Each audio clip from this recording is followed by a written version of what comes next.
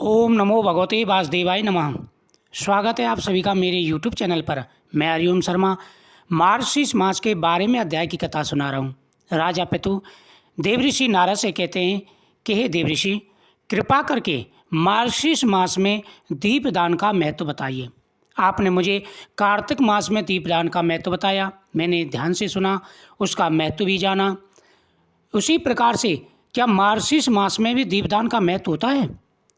देवऋषि नारद जी कहते हैं कि हे राजन, दीपदान के बारे में मैं तुम्हें बताता हूँ, ध्यान से सुनो। जो व्यक्ति दीपदान करते हैं उनके कुल में कभी भी अंधेरा नहीं रहता। उनके कुल में सदा ही वह कुल उज्जवल रहता है, मान सम्मान बढ़ता है, पाद प्रतिष्ठा बढ़ती है, साथ ही धन प्राप्ति के रास्ते खुल जाते हैं। उस कुल में जो भी जन्म लेता है वह बेहद ही भाग्यशाली होता है। दीपदान के बारे में सभी ने सुना होगा, परंतु कम लोग ही जानते होंगे कि दीपदान क्या है, कैसे करें, दीपदान और दीप में क्या फ़र्क होता है, दीपदान का क्या महत्व होता है, दीपदान कैसे करना चाहिए, कब करना चाहिए, ये संपूर्ण जानकारी आज मैं आपको दे रहा हूँ। हे राजन, ध्यान से सुनें।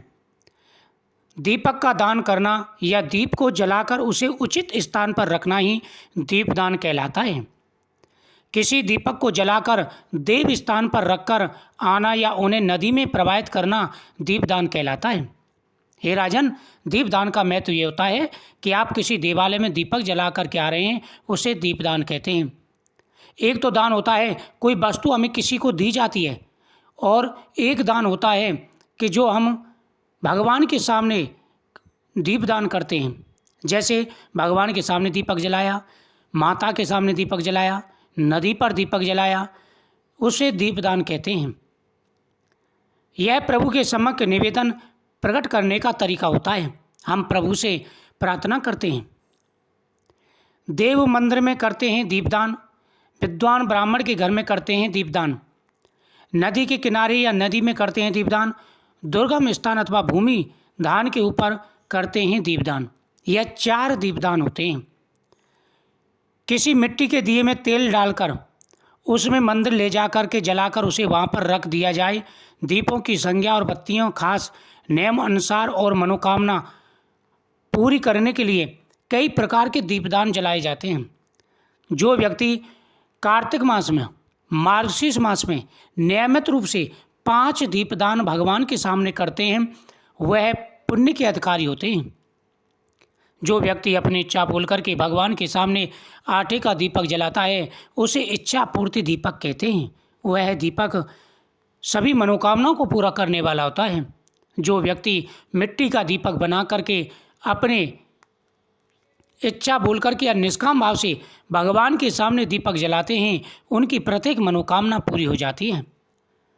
जो व्यक्ति मिट्टी के दीपकों की सम संख्या में जलाते हैं, दीपदान करते हैं, उनके पुण्य को कोई नहीं कह सकता। हे राजन, व्यक्ति को चाहिए कि सायंकाल प्रदोष काल में भगवान विष्णु के सामने, माता लक्ष्मी के सामने, भगवान गणेश के सामने, भगवान शिव के सामने, पीपल वृक्ष के नीचे पितरों के नाम का, और साथ ही चौराहे पर किसी वृक्ष के नीचे, नदी तालाब पर, जहाँ जैसा संभव हो दीपदान करना चाहिए। आटे के छोटे से दीपक बनाकर उसमें थोड़ा सा तेल डालकर पतली सी रुई की बत्ती लगाकर उसे पीपल या बड़ के पत्ते पर रखकर नदी में प्रवाहित किया जाता है। यह सबसे बड़ा दीपदान माना जाता है।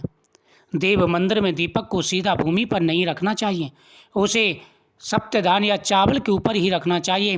भूमि पर रखने से भूमि को आघात लगता है। सभी स्नान पर्व और व्रत के समय दीपदान करते हैं। बड़े बड़े त्योहारों पर दीपदान किया जाता है। उसी प्रकार से कार्तिक मास और मार्गशीर्ष मास में प्रतिदिन दीपदान करना चाहिए। नरक चतुर्दशी, यम द्वितीया, दीपावली, अमावस्या, पूर्णमासी, इन सभी त्योहारों पर दीपदान का विशेष महत्व होता है। दुर्गम स्थान अथवा भूमि पर दीपदान करने से व्यक्ति नरक में जाने से बच जाता है। पद्म पुराण के उत्तराखंड में स्वयं महादेव कार्तिकेय जी को दीपावली, कार्तिक कृष्ण पक्ष के 5 दिन में दीपदान का विशेष महत्व बताते हैं। कृष्ण पक्ष के विपुत्रम पंचदनानि चा पुण्यानि तेषु यो दत्ते दीप स्वख्यमायोपयातम। अर्थात कृष्ण पक्ष में जो व्यक्ति दीपदान करते हैं, एकादशी से दीपक दान करते हैं, वह बड़े पुण्यशाली होते हैं। उनमें से जो भी दान किया जाता है वह सब अक्षय और संपूर्ण कामनाओं को पूरा करने वाला होता है। अकाल मृत्यु से बचने के लिए दीपदान करना चाहिए। अपने मृतकों की सद्गति के लिए दीपदान करना चाहिए। लक्ष्मी प्राप्ति और भगवान विष्णु को प्रसन्न करने के लिए दीपदान करना चाहिए। यम, शनि, राहु और केतु के बुरे प्रभाव को कम करने के लिए दीपदान करना चाहिए। सभी तरह के अलावला ग्रह कलेश और संकटों से बचने के लिए दीपदान करना चाहिए। जीवन में अंधकार मिटे और उजाला आए, इसके लिए दीपदान करना चाहिए। मोक्ष प्राप्ति के लिए दीपदान करते हैं। किसी भी तरह की पूजा या मंगलिक कार्य की सफलता हेतु दीपदान करते हैं। घर में धन संपत्ति बनी रहे, इसके लिए भी दीपदान करते हैं। कार्तिक माह में भगवान विष्णु या उनके अवतारों के समक्ष दीपदान करने से समस्त तीर्थों और दानों का फल प्राप्त हो जाता है। इतनी बात सुनकर के राजा पृथु कहने लगे कि हे देवऋषि, पितरों की प्रसन्नता और देवताओं की प्रसन्नता के लिए किस प्रकार से दीपदान किया जाता है। देवऋषि नारद जी कहते हैं कि हे राजन, व्यक्ति को सायंकाल प्रदोष काल में पितरों के सामने हाथ जोड़ करके प्रार्थना करनी चाहिए और पितरों के समक्ष दीपदान करना चाहिए। इससे पितर प्रसन्न होकर के मनवांछित फल प्रदान करते हैं। सुबह के समय भगवान श्री राधा कृष्ण के सामने दीपक जला करके ओम नमो भगवते वासुदेवाय नमः मंत्र का जाप करना चाहिए। भगवान के सामने चौमुखी दीपक जलाना चाहिए। इससे प्रभु प्रसन्न होकर के मनवांछित फल प्रदान करते हैं। जो व्यक्ति किसी अंधेरे स्थान पर दीपक जलाता है, वहाँ से निकलने वालों को उजाला प्राप्त होता है। वह आशीर्वाद देते हैं। इससे कुल में कभी भी अंधेरा नहीं होता। जीवन में आ रही सारी विपदाएं, सारी परेशानियां दूर हो जाती हैं। हे राजन, जो व्यक्ति नियमित रूप से देवालय में, शिव मंदिर में दीपदान करते हैं, उनका वास शिवलोक में होता है।